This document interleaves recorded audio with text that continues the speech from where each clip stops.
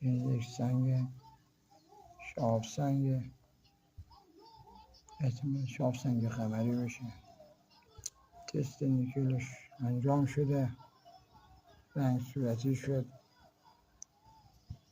خیلی درصد کم، شاید 5%، شاید کمتر، شاید هم اشتباه کمتر، خیلی کمتر از 5% جذب آن را داره. خیلی شاب سنگ جالب و کمیابی، یعنی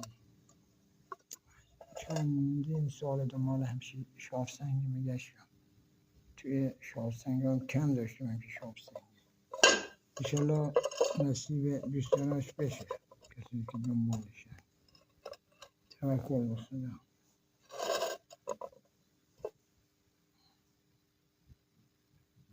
برای فروش گذاشته میشه، تو مشتریش میاد.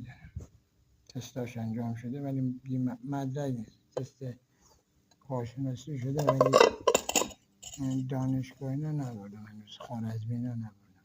الان هم که خوارزمی کسی قبول نداره، باید بره امارات اینا. خب اینا 10 میلیون خرج شه.